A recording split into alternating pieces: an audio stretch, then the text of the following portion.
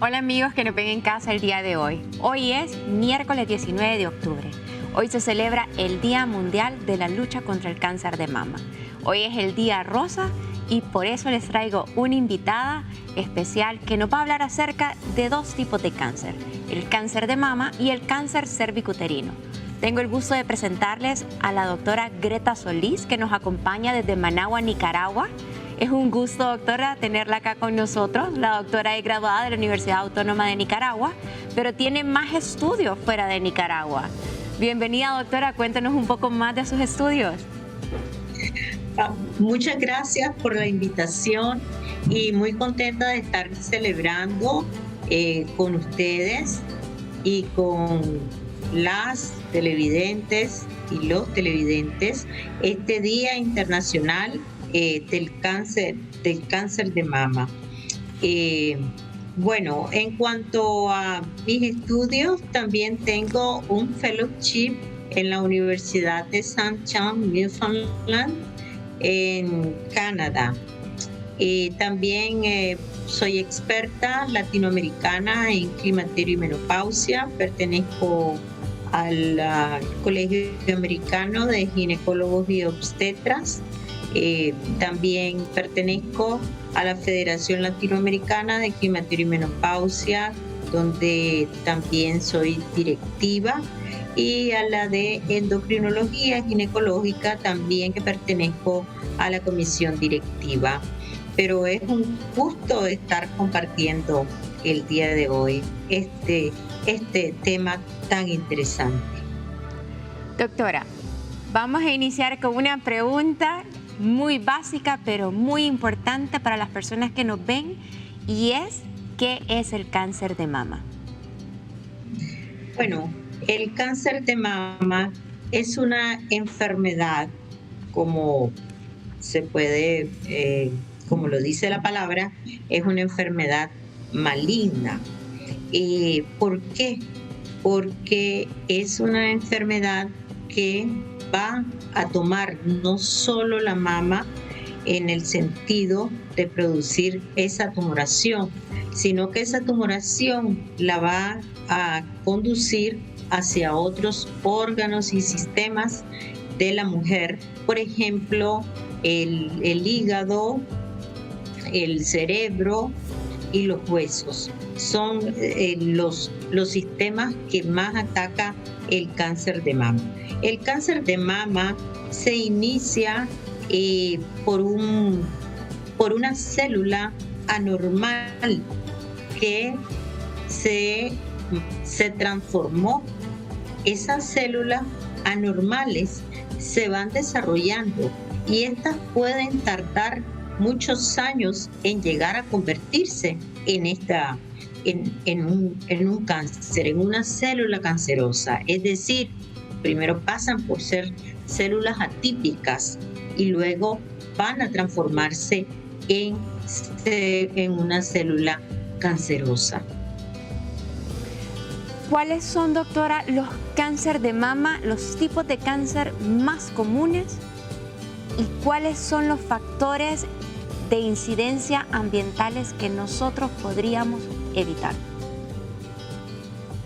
Bueno, en cuanto al cáncer de mama, más común es el cáncer intraductal de mama. Sin embargo, debemos conocer que el cáncer de mama se presenta y se diagnostica generalmente en las mujeres mayores de 50 años. Sin embargo, nosotros estamos observando últimamente cómo se está presentando también en mujeres de 30 años y algunas hasta de 20 y tantos años también. Es decir, con solo que la mujer cumpla 50 años de edad, ya su riesgo para cáncer de mama se va a triplicar con solo la edad. Sin embargo, hay factores, por ejemplo, vamos a decir que nosotros no los podemos evitar. Por ejemplo, llegar a los 50 años no podemos evitarlos. Otra cosa es cuando, y generalmente casi todos los cánceres, pues tienen mutaciones genéticas, ¿ya? Y que es realmente lo que ya traemos en nuestros genes, ese tipo de mutaciones, eso no lo podemos evitar bajo ningún punto de vista. ¿Cuáles son estas mutaciones? Las alteraciones generalmente en estos BRCA1 y BRCA2. Esto no lo podemos nosotros evitar, las pacientes que tengan positivo estos tipos de alteración genética. La otra es también las enfermedades que son un factor de riesgo de mama, porque tenemos enfermedades que pueden causar riesgo. Hay otras enfermedades de mama también, como la enfermedad benigna mamaria, donde no tenés un riesgo, pero sí hay otras como la hiperplasia típica de mama, es una de ellas, y es importante también otra como la presencia del papiloma intraductal de mama, que podría también ser un riesgo alto para cáncer de mama. Asimismo, las pacientes que tienen mamas densas, la densidad mamaria es un factor de riesgo. ¿Por qué? Porque mientras más fibrosis tengamos en las mamas, más riesgo vamos a tener. O sea, en pacientes con mayor densidad mamaria, vamos a encontrar que estas tienen mayor riesgo en comparación con mujeres que no tengan tan alta la densidad mamaria. Por ejemplo, hay mujeres que tienen 80% de densidad mamaria, hay otras que pueden tener un 20%, un 15%. Entonces, mientras menos densidad, menos riesgo. Y esas son cosas bien importantes, porque cuando las mujeres acuden a su ginecólogo o ginecóloga a su revisión, por ejemplo, anual, que por lo menos todas debemos tener esa revisión, entonces ahí nos vamos a enterar y nos va a mostrar tanto la mamografía, que al día de hoy sigue siendo el gold estándar para la detección precoz del cáncer de mama. Ahí nos vamos a enterar cuánta densidad mamaria o si tenemos algún problema en la mama que nos puede conducir a un riesgo mayor. Doctora, una vez que una paciente es diagnosticada con cáncer de mama, de cualquiera de los tipos, ¿cuáles son las expectativas de vida de acuerdo al tipo de cáncer? ¿Y qué factores qué factores podría afectar emocionalmente a un paciente con cáncer de mama? Bueno, mire, en cuanto a lo que me decía del cáncer, de qué tipo o cómo tratarlo, esto ya es meramente de que tiene que realizarlo un mastólogo, un ginecólogo oncólogo. El oncólogo ya es meramente de oncología. ¿Que cuánto va a vivir? Yo en eso, Ana Marcela, fíjese que a mí me parece que en este sentido creo, porque soy una persona de fe, en la cual pienso que el Señor nuestro Dios es el que tiene indicado nuestra fecha y hora. A veces hemos dicho, tenés 2 meses de vida, tenés 3 años de vida, pero nosotros no somos las personas que determinamos la vida de una persona. Entonces, en eso yo lo dejo. El oncólogo obviamente tiene su manera dependiendo del estadio del cáncer, ¿verdad? De estadio ya más avanzado, tienen menos posibilidad. Por eso nosotros este 19 de octubre, hoy 19 de octubre, invitamos a todas las mujeres para que se realicen su autoexamen de mama, que eso es bien importante. Y porque el 90%, Ana Marcela, de las mujeres que llegan a la consulta porque se sintieron un bulto, una masa en su pecho, el 90% quien descubre el cáncer de mama o esta masa son las mujeres mismas, no nosotros los médicos. Entonces, el autoexamen es básico también realizarse la mamografía. Por otro lado, con tu pregunta con respecto al tema psicológico, es decir, solo con el hecho de que nosotros damos un diagnóstico de cáncer, donde sea el cáncer, Ana Marcela, esa palabra inmediatamente te lleva a pensar, bueno, mi vida se terminó, y entonces nos preguntan a los médicos, ¿cuánto me queda de vida? Dígame cuánto. ¿Me explico? Entonces, hay pacientes que realmente la depresión los lleva hacia que la enfermedad se vuelva prácticamente insostenible. Ya no solo es depresión la que tiene la persona, ya que tiene un diagnóstico como este. Y realmente es muy triste, involucra no solo a la mujer, involucra a su familia, a sus hijos, a su esposo, padres, en el caso de las más jóvenes. Es un problema familiar, es un problema de todo el núcleo, de la familia de esa mujer que está presentando cáncer. Totalmente, doctora. Nosotros en el área de la psicología oncológica trabajamos mucho esta parte emocional y es complicado porque las estadísticas hablan mucho que en el cáncer de la mama se ve afectada la relación de pareja y que existen varios fenómenos dentro de este vínculo, entre esta relación, en que terminan a veces en abandono, más cuando hay mastectomías completas o de ambos senos. Es bien difícil y bien complicado, y por eso también es importante hacerle saber a las personas que nos ven en casa, si usted tiene un amigo, un conocido, un familiar o su esposa tiene cáncer de mama, este es el momento de demostrar el verdadero amor.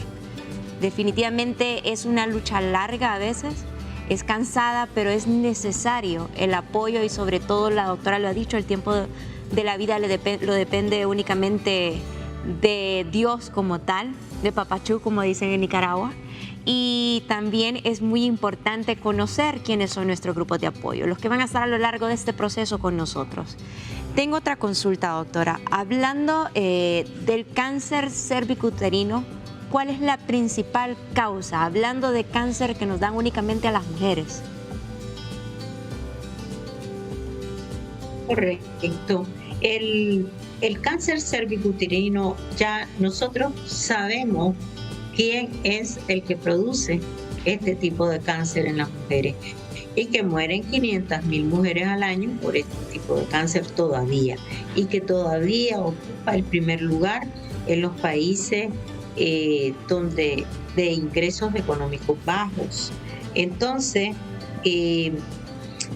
el que produce el cáncer cervicuterino es el virus del papiloma humano. Eso ya está bien claro. El virus del papiloma humano, hay 100 tipos de virus del papiloma humano, sin embargo, están asociados solamente 3, el 16, el 18 y el 45, que están asociados a ser virus de alto riesgo para la producción de cáncer cervicuterino. Entonces, También esto es sumamente prevenible. ¿Prevenible por qué? Porque nosotros sabemos que en el virus del papiloma humano es una infección de transmisión sexual. Por lo tanto, tenemos que tomar todas las medidas relacionadas como usar preservativo, no ir con personas que no conocen, evitar las drogas y el alcohol porque eso los hace que la mente se cambie completamente y entonces no te das cuenta con quién salís o con quién vas a tener sexo. Otra cosa también es mantener una pareja estable, mantenerse con su misma pareja, no cambiar de pareja, por ejemplo, muy seguidamente. Y me pueden preguntar, ¿y qué seguidamente? Por ejemplo, cada 3 meses tener otra pareja. Hay que hacer mucho hincapié, tanto en hombres iba a decir, pero tanto en hombres como en mujeres también, para no ser discriminatorios. Ahora, el hombre lo puede adquirir si con alguna relación que haya tenido anterior tal vez a su pareja, porque muchas parejas, en cuanto se da diagnóstico del virus del papiloma humano, ¿qué es lo que pasa? Que en este momento seguro me fuiste infiel y esto. Nosotros desconocemos desde cuándo está ese virus del papiloma humano ahí. Entonces, a veces no es necesario que haya sido esta pareja. Quizás ella tuvo otro matrimonio y tal vez fue la otra persona del matrimonio anterior. Lo mismo en los hombres, pero sinceramente sí está asociado y solamente a eso. Es una infección de transmisión sexual que causa el cáncer cervicuterino. Y lo peor que es que en mujeres jóvenes, en mujeres en etapa reproductiva. Cuando hablamos de etapa reproductiva, aproximadamente ¿cuál es la edad ideal para realizar el Papa Nicolau? Y ¿qué otros tipos de signos o síntomas podríamos encontrar en las pacientes de alarma para tener que asistir a la consulta? Tristemente, digo yo, porque no hay síntomas generalmente en los primeros estadios de este tipo de cáncer. No hay síntomas. Incluso bien podés sentirte bien, no tener secreciones, no tener sangrado, nada. Y cuando se producen la sintomatología en las mujeres, cuando el cáncer generalmente ya está avanzado, cuando hay metástasis, o sea que el cáncer ha viajado a la vejiga, a los órganos vecinos, vejiga, ovario, colon, por ejemplo, a los órganos vecinos primero y luego las metástasis a distancia que hace a pulmón, por ejemplo, en el caso del cáncer de cervix. Y la recomendación de hacer un estudio de Papa Nicolau, según la Organización Mundial de la Salud, debe iniciarse a los 21 años de edad. Doctor, en cuanto al cáncer de mama, regresando un poquito a nuestro tema inicial por la fecha de hoy, ¿cuáles pueden ser los síntomas de alarma que deben de tener las mujeres? Aparte del bulto, sintomatología que puede existir como un preaviso, podríamos decir. Sí, bueno, ya dijimos los nódulos, ¿verdad? Y sobre todo los nódulos sólidos. Luego se puede encontrar el pezón invertido, es un dato importante también. Alguien que de repente se mira que el pezón está hacia adentro, ¿no? Entonces, lo otro también es que dolor, por ejemplo, no hay.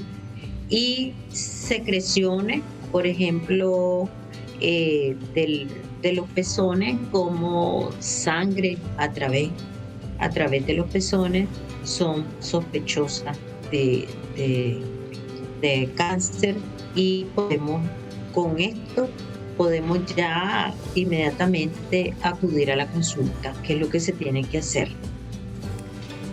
De manera personal, que puedan hacer las personas en su estilo de vida, ¿cuáles serían sus recomendaciones, tanto nutricionales como de estilo de vida, que se pueden implementar? Porque sabemos que si hay tendencia, si hay un factor genético, pues el riesgo es aún mayor. Pero en su experiencia, ¿qué es lo más recomendable aparte de la revisión periódica? ¿Y cada cuánto sería lo ideal realizar esta inspección periódica? Bueno, la infección mamaria tiene que realizarse. Es decir, el examen que se hace, que la mujer lo puede hacer, eso se hace una vez al mes. Por ejemplo, después se recomienda que después de que haya pasado la regla, una vez al mes. Luego, una vez al año, tendrá, después de los 40 años, generalmente, que realizar una mamografía, en dependencia como salga entre los 40 y los 50 años, puede ser cada 2 años si una mamografía anterior es normal y si no tiene antecedentes familiares, que esto es bien importante, antecedentes familiares con cáncer de mama. Los antecedentes familiares más importantes son los de primer grado. Por ejemplo, cáncer de mama en la madre, en una hermana o en la hija, pero también son importantes los de la vía materna, también cáncer de mama o cáncer de ovario, hacen que aumente más el riesgo que tiene la mujer para producir el cáncer de mama. Lo otro son factores que se pueden modificar, ¿verdad? Y eso es bien importante. Mantener el peso. Eso es muy importante en el cáncer de mama. Otro es realizar ejercicio físico, es decir, el sedentarismo más bien te puede promover el cáncer de mama. Otro es el uso de alcohol. El uso de alcohol excesivo o el uso de alcohol diario, por ejemplo, te puede aumentar el riesgo. Y el fumado es otro mencionado como otro factor de riesgo que nosotros podemos obviamente incidir en este tipo de factores de riesgo. Doctora Greta. Ejercitarnos bien importante. Totalmente de acuerdo. Totalmente de acuerdo. Igual la nutrición para mí es básica para evitar cualquier tipo de enfermedad. Hemos llegado al final de nuestro programa, doctora. No es más que agradecerle por su valiosa colaboración hoy, 19 de octubre, un día tan importante para celebrar el Día del Cáncer de Mama. Doctora, muchísimas gracias por su tiempo. La doctora está en Managua, Nicaragua, en el Hospital Vivian Pelas. Se las recomiendo. Para mí ella sabe que es top. Y definitivamente no más que agradecerle, doctora Greta, por el tiempo y por el espacio que nos ha regalado el día de hoy. A usted, Ana Marcela, y a todo el equipo que hacen de este programa un programa muy interesante. Muchísimas gracias, doctora. Vamos a una pausa comercial y nos vemos pronto.